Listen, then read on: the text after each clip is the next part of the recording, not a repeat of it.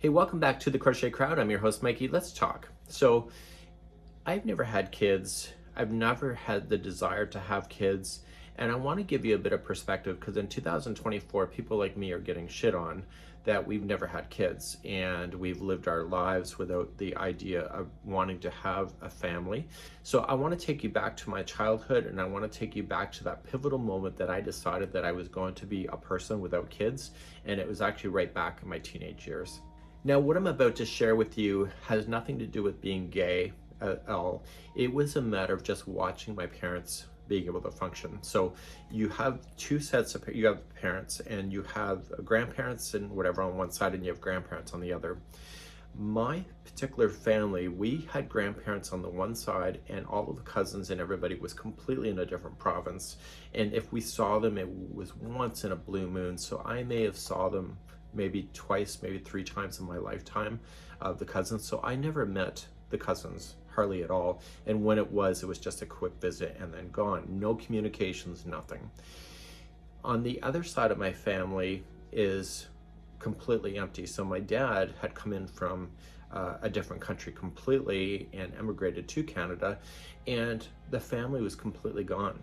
And he would call home once a year on Christmas, and that was the only communications that would actually happen. So did I ever speak to my grandparents? I don't even remember on that side of the family. So when we actually did visit the grandparents, and you know what, I really didn't know those people, and I have a huge family on the other side of the pond, as per se, but I don't know who they are as people.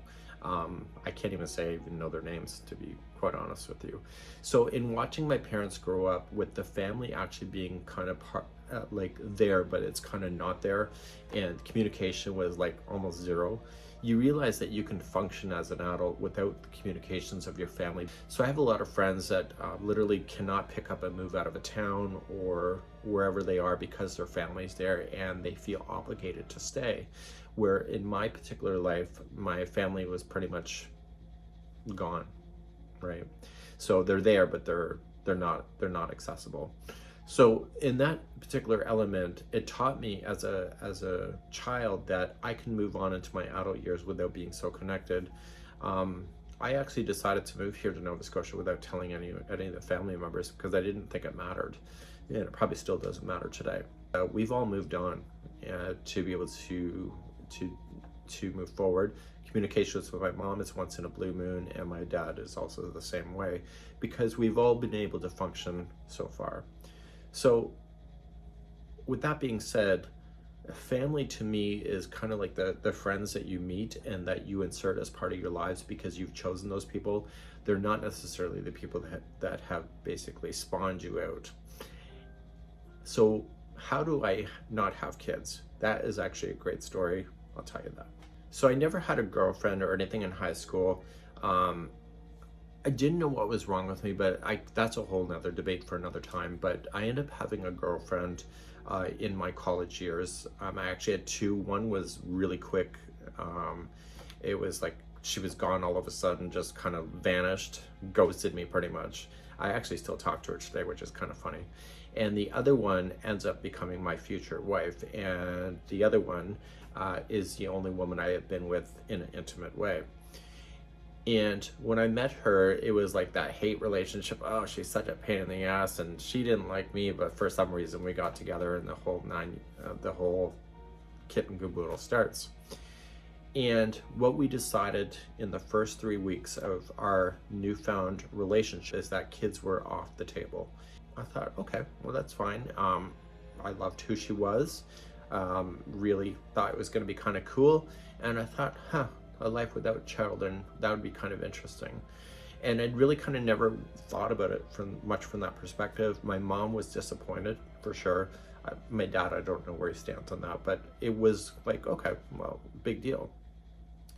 And so we cultivated that relationship. I ended up getting married, and what we noticed early on, probably in our early 20s, is that all of the relationships that were getting together were starting to have families. And we were the couple that were not having families, but we were also the couple that was traveling and being able to go here, there, everywhere. We can just drop things out of a hat. And so even though another family that we'd watched that had kids, they can no longer just go out. They can't just have as easy a time to be able to move their lives around.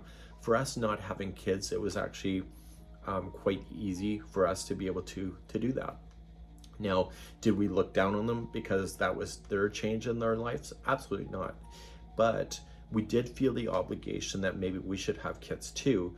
So as I got older, even though I was married, I was having conflicted feelings about relationships. And so that became really obvious in the middle of my marriage, that I was not functioning properly and being able to comprehend the world the same way that I'm supposed to be doing. And so things got really complicated, and the divorce was actually a great thing probably for both of us to be able to release each other from the stress of trying to figure out where you belong in life. And so because we never had kids, the divorce was actually quite easy. We both actually went to the divorce lawyer the same when I saw the sign on the billboard. We were laughing as we were sitting there waiting. I said, oh, we're going to move on with our lives. We signed the paper giggling away that we're done, and that was it. And a year later we were finished. We were done. And so we both went our own ways, and because we never had kids, we didn't have to drag children through our divorce and our picking up. And both of us did a complete life reset, which was, for myself, I sold all my furniture and everything on eBay just to have a complete life restart.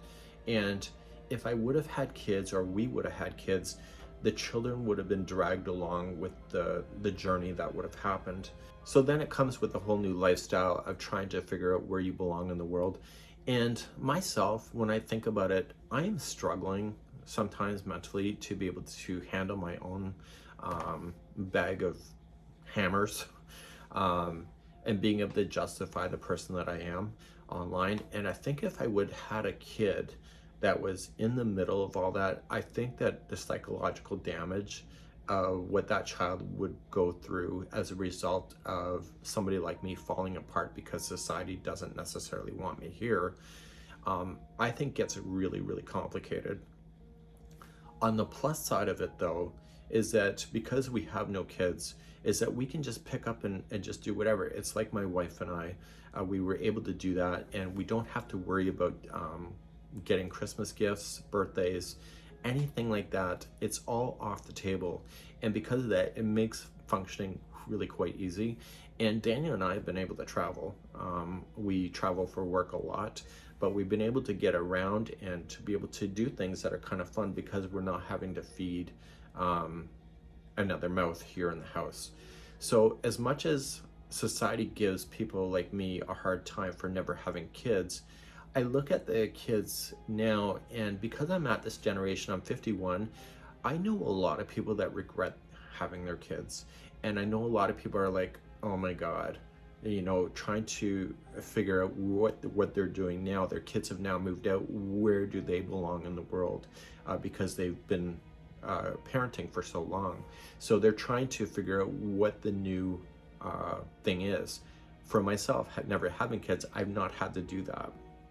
But I do empathize for that as well.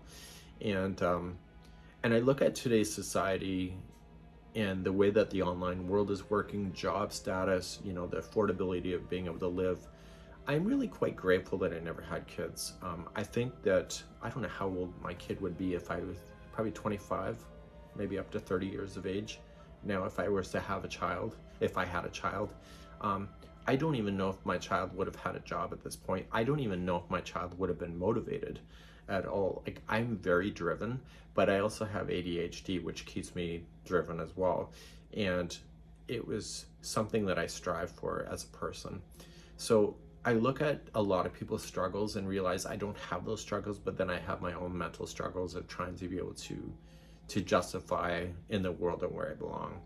So it's actually kind of a plus thing in that instance.